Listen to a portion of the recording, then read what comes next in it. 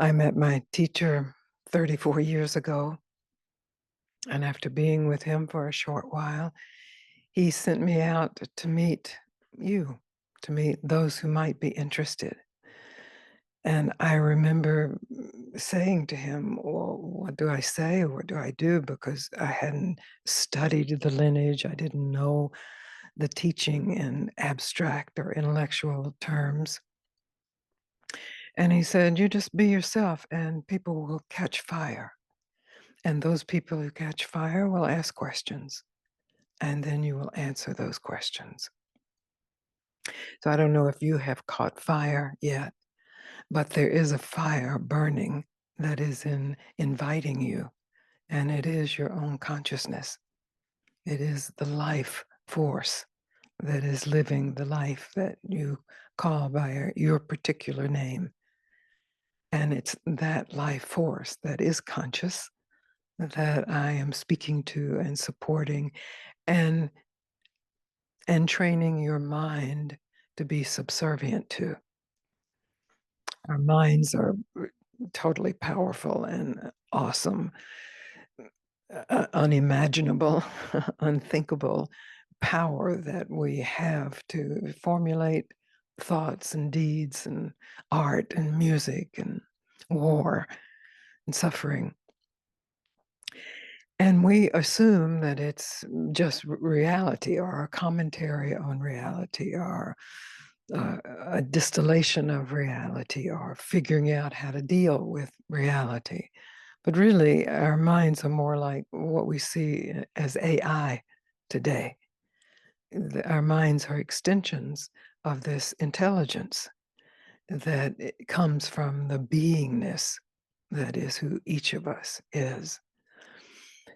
And like the fears of AI, and maybe we have these fears about AI because we know our own minds, we fear our minds can go, can take over, can start running the ship, can run the life force.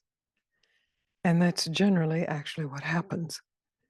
There are some people who are naturally blessed with quiet or sattvic minds who are at peace naturally. But most people in the East and the West have become victims of their own thinking, of their own mind's power. And when I met my teacher, Papaji, 34 years ago, and I asked him in all earnestness and readiness, I thought, please help me, please show me where freedom is. And he said, just be still. Since I had practiced meditation for some years, I assumed in my mind that I knew what just being still meant. And so I assumed a meditative posture and I became quiet. And he said, no, no, no, not that. Closer than that. I recognized he was pointing me to the stillness that is already present, that the mind stream comes from and ricochets on and returns to in a moment of meditation or between thoughts, a moment of falling into sleep. And he was pointing me, as I'm pointing you, to the possibility and your own capability of actually stopping the mind. Even in all of the meditation that I had attended, I had never considered stopping the mind. I was most enamored with Zen meditations, which was really becoming aware of the mind and becoming aware of thoughts. But the idea, the thought of stopping the mind was totally foreign to me. And I assumed it was actually impossible until he said, stop, just be still. Don't follow that thought, whatever that thought may be. And at first, there was a kind of struggle because we are profoundly conditioned to follow our thoughts or to go to war with our thoughts, with other thoughts. and to fight our thoughts with others' thoughts. So I, I had never considered it really in the way he was saying it. Just immediately in this moment, don't follow the next thought. And when I actually allowed that in, and when I met the fear that arose that if I didn't follow my thoughts, I would be in trouble or in danger or in regression from the place I was in, which, of course, all of that was composed of thought. When I just was willing for a moment to not follow the next thought, I recognized that who I am doesn't need to be thought. It's here. It's already free of thought.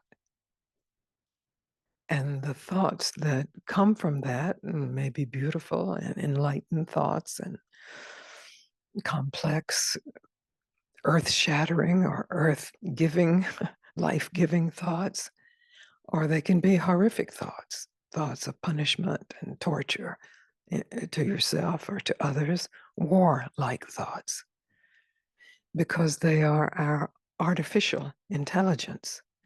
And as thoughts, they have no soul. The soul is where you are. When you believe your thoughts to be true, and they can, of course, reflect the truth, but you believe them to be true in and of themselves, then you are worshiping a false God.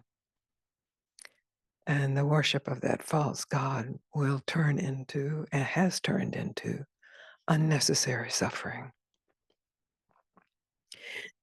So, whether you cognitively understand that or not, somewhere you must know that I am speaking to you about your possibility to recognize the truth of your inherent awakeness, of your inherent freedom, of the inherent love that certainly you have tasted and and perhaps realized.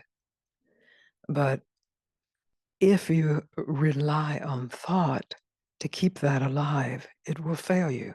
It will turn that pure truth of yourself into an image of yourself, and an image of yourself that has reams of thoughts following it, positive and negative. And in that will be some war-like tendency, either toward yourself or toward other. So I've been interested in peace for many, many years, and I've looked for peace in lots of places. I never considered until I met my teacher the discovery that peace is already here. Likewise, I looked for love in lots of places, lots of ways of being, never considering that love is actually already here. And I look for my version of enlightenment, which I thought would just make me happy all the time in lots of places, never ever considering that true enlightenment is already here. It's the light of your own nature. And your mind, the generator of thoughts, can recognize that and surrender to that. So it's your mind that awakens to the futility of its thoughts and returns home to the source of it all.